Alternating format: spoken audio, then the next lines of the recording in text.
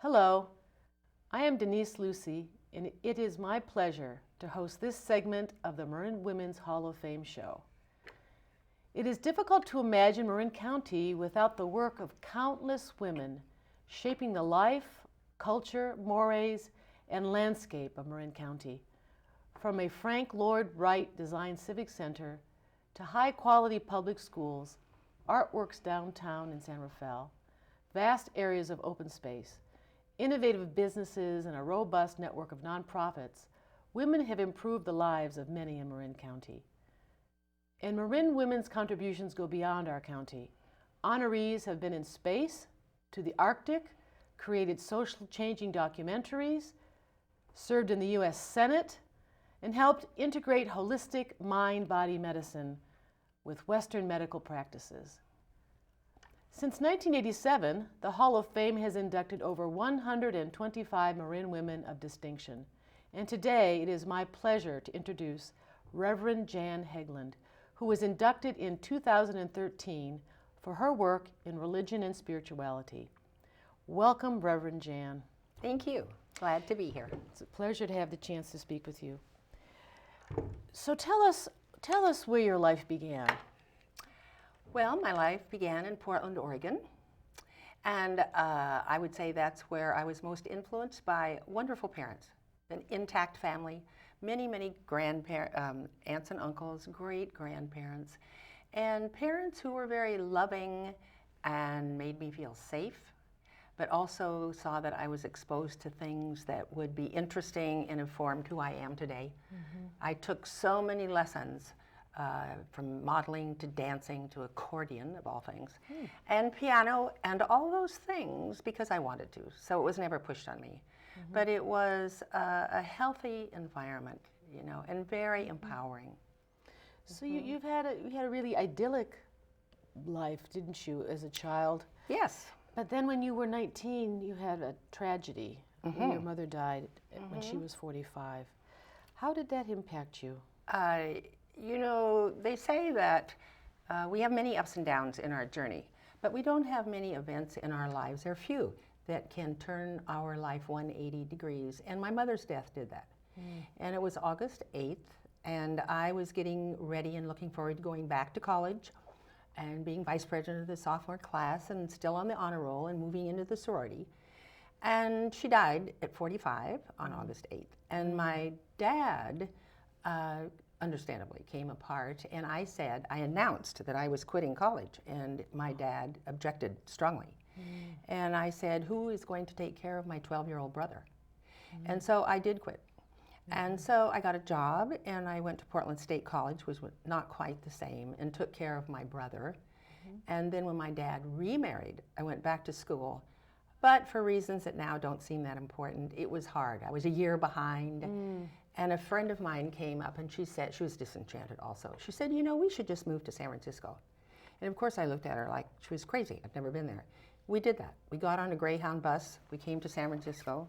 I married my first husband, Peter, and it was the best time of our lives. We were responsible just for ourselves, never to see that time again. Had good jobs, lots of friends, and I never went back to Oregon.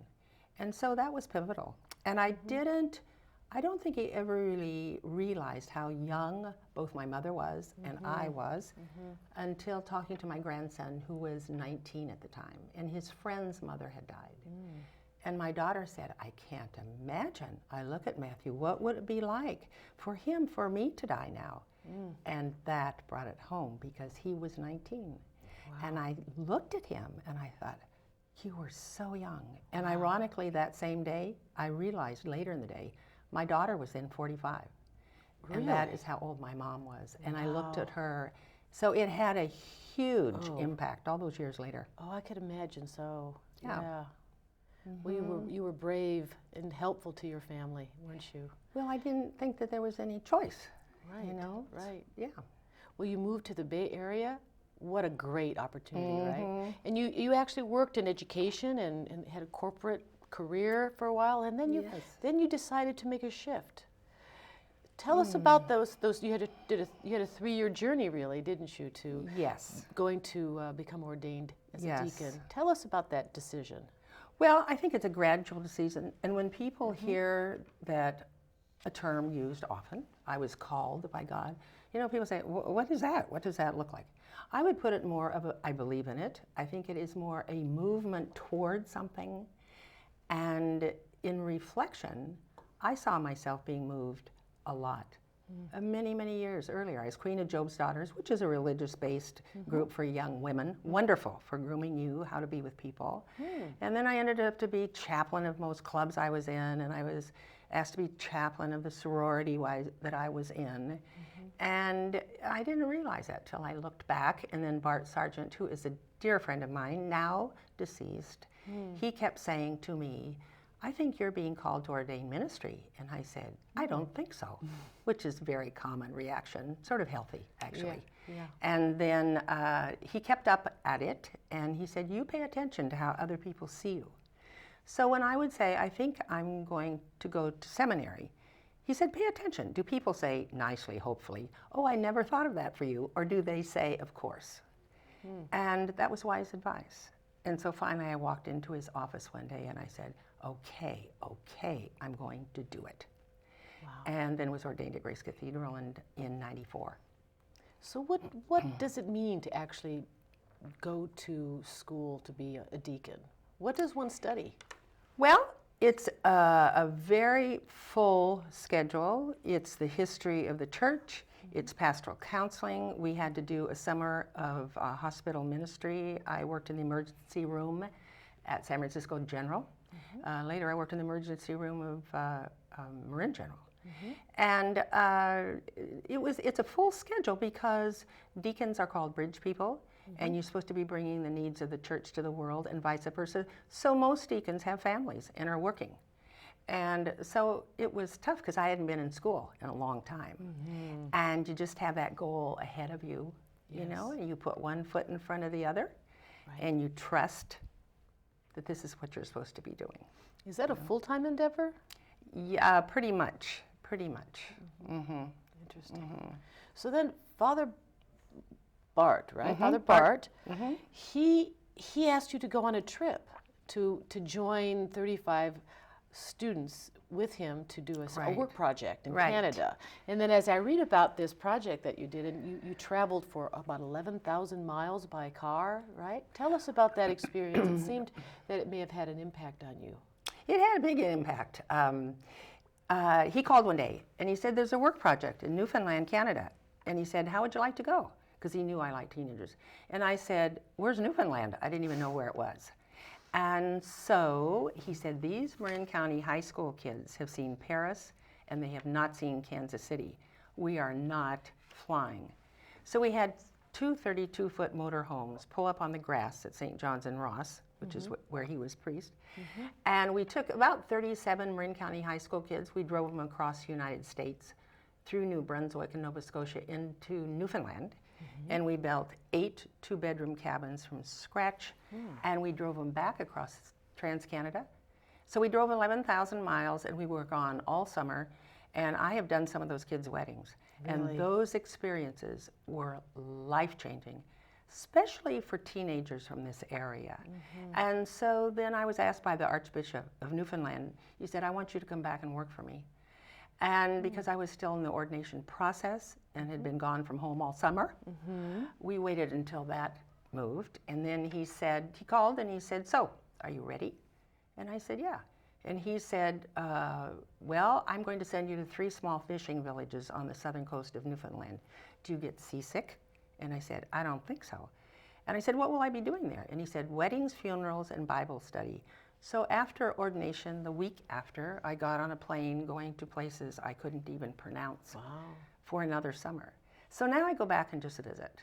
But it was wonderful. So you've seen, as you say, these children now as adults. That's right. And what that experience must have meant to them. That's right. In support of others.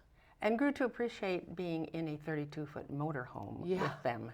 I mentioned that to some people, and I look at their face, and they're looking aghast, and I'm saying, it was so wonderful. Oh, I bet it was fun. It was fun. And you also had this wonderful opportunity.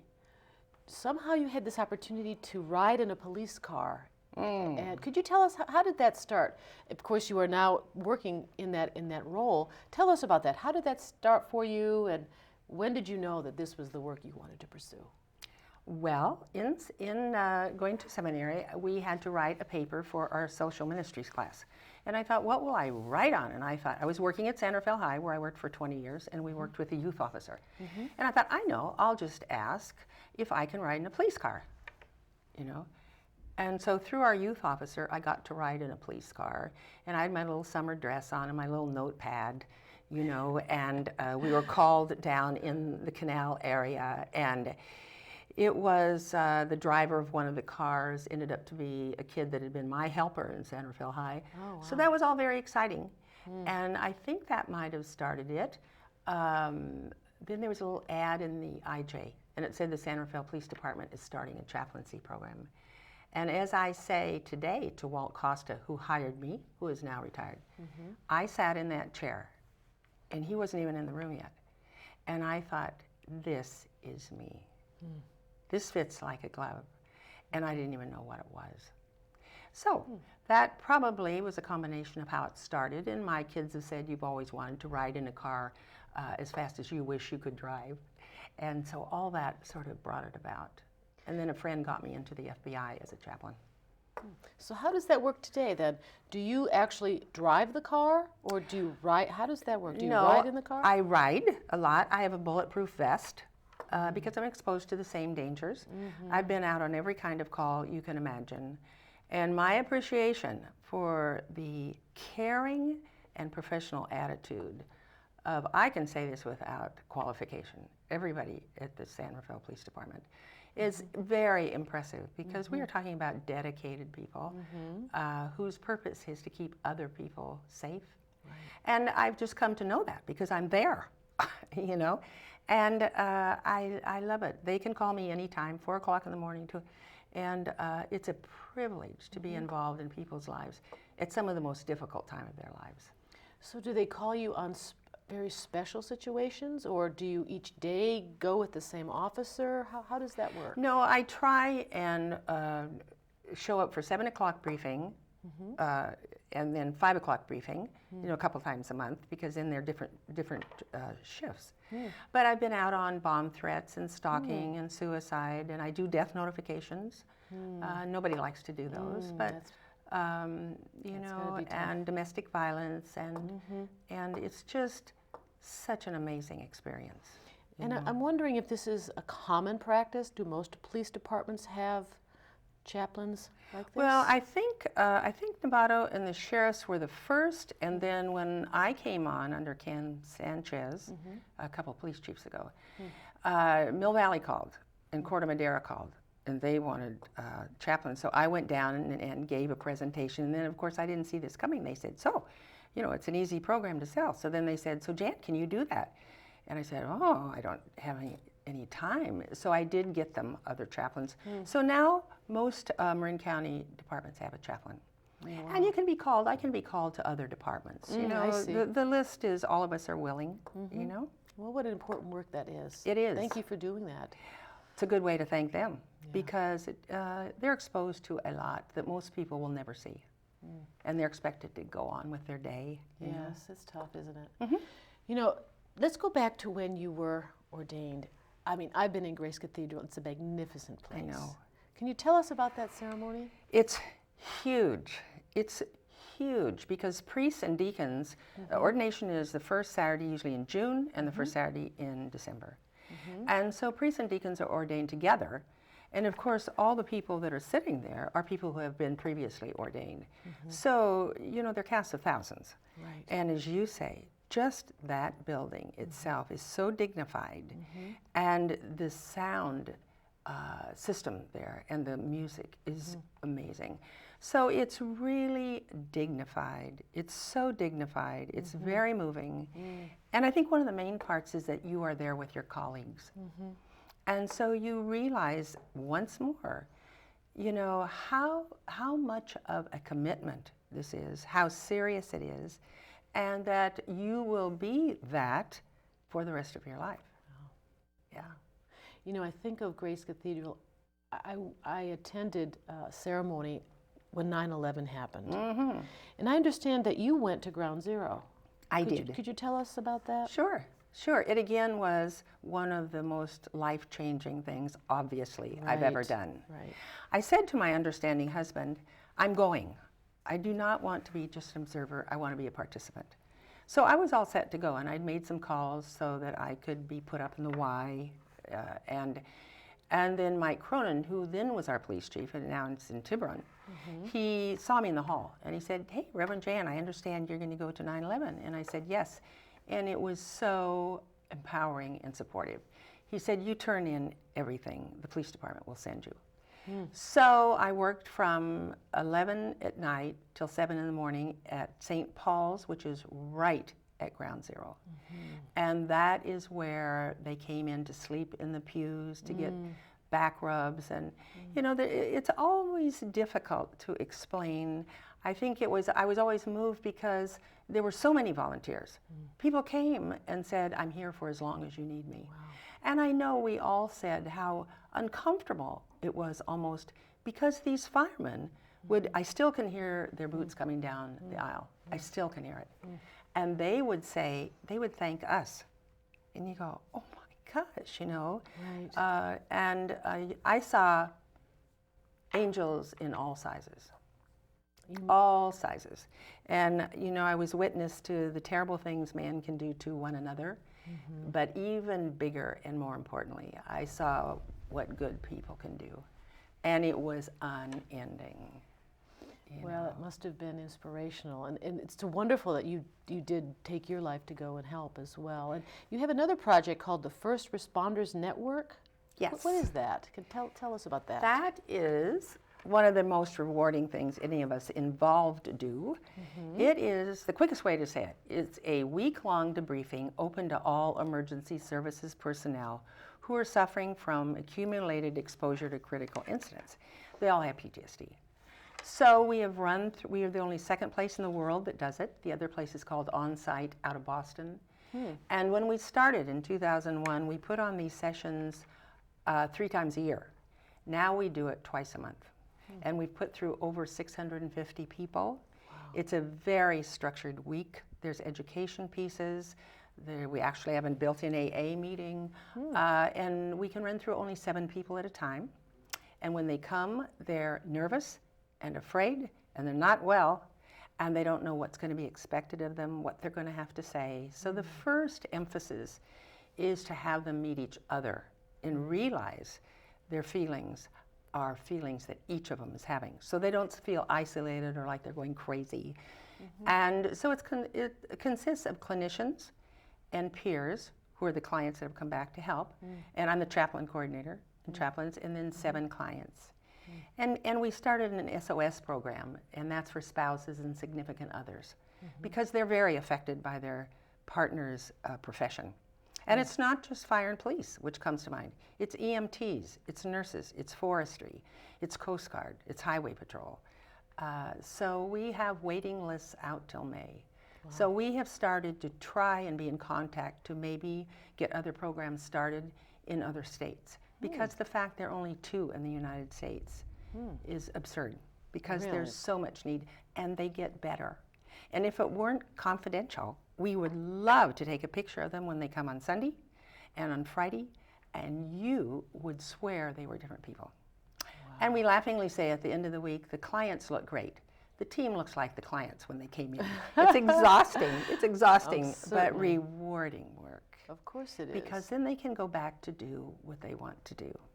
Well, it's wonderful that they have your support and your colleagues' support. Yes. And you do this work in many nonprofits, I understand. Yes. So one of which is the Center for Domestic Peace. Yes. There's also College of Marin has a project for returning vets. Yes. Tell us about what are both of those projects? Well, I think, I like the term pastoral support, because even if somebody has strong faith, we really find people seek some kind of sense out of their lives, and especially like the returning vets. They're young, they're so young. And it's just pastoral support for them and helping to work all the little nuts and bolts part to help them integrate back into college life. I mean, that's simple, Right. And in like the Center for Domestic Peace, you end up being not just a support for the clients, even like at now we call First Responders Support Network, but the teams. So the staff at Center for Domestic Peace, these people, they take in at that level, they take in other people's stories and other people's heartache. And so it's to be present for people where they are as a support. So you're in support of the staff for the center as well as the clients? Of course. And I am bound by confidence. Most of the things I belong to as part of the organization, we are confidential. But I am bound by my ordination vows a second time at a higher level. Yes. And so that is invaluable because then they can say things to me that they really know will go nowhere. Yes, I can understand. Important to offer that.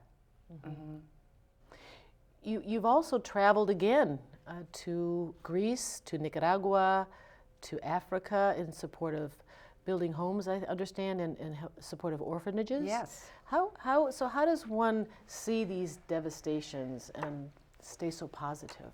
Well, first of all, I have to say, I wish I could say Nicaragua like you just did. It's with a project called Project Grace, and my 2 friends started it. And it is a group for women who have lost a child. And we take those women from this country to a foreign country and work on a work project with the women and children of that area. So in Nicaragua, we were way up in the hills where the coffee cooperatives are, and we built a school. And you are looking at the cement mixer person. So I've never worked so hard in my life. And then 2 years ago, we went to Greece and we studied how they mourn their dead and took part in their rituals. And last year, we worked in an AIDS orphanage in Africa. And I lost a grandchild in a car accident when he was 2. So I quickly tell these women, I can't be right where you are because I didn't lose my daughter.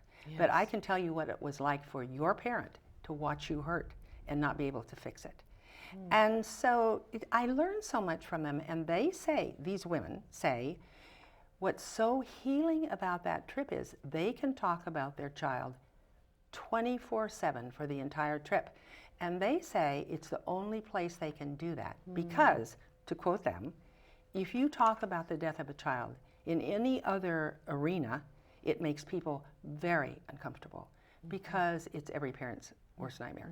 And they can share stories and pictures, and it is really healing and a privilege to even be connected with. And so I just have to hand it to these two women, you know, who even thought to put something like this together. Interesting. Do you do this every year? How does that work? They've sent about 7 trips to Nicaragua. I haven't been able to go on all the trips, but every trip they come back, and these people keep in contact with each other. You know, there's quite a support of the people that have gone. Of course. They're very supportive of each other. Of course. It's what a wonderful mission that you have, and colleagues that go with you. And it sounds like not only the religious go, but anyone can join you. Anyone. And now I'm on the board for Compassionate Friends, which has the same focus, but they are international. And so the good news is there's support out there for people who have lost a child. A lot of support. And then they get to meet people and see that there's healing after, there's life after, and they can have a good life.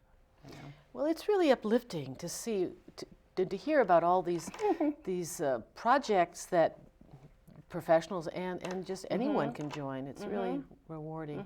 Now, you have a very unique experience. You're a woman in a field that not very many women partake.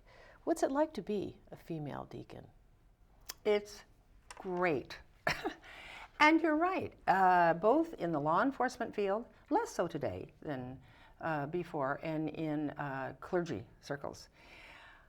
But it is, first of all, especially the law enforcement, I was a little nervous thinking, I wonder in this male-dominated field, and there's one simple thing, and it was said to me by an officer, the wonderful thing is, Reverend Jan, you can hug us.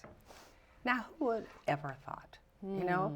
And so now, of course, you know, and I get hugged back, and there is great affection there. Yes. And I have to say, on the calls I've been on too, and nobody's more astounded than I am, I think women have a sense of intuition that works for them.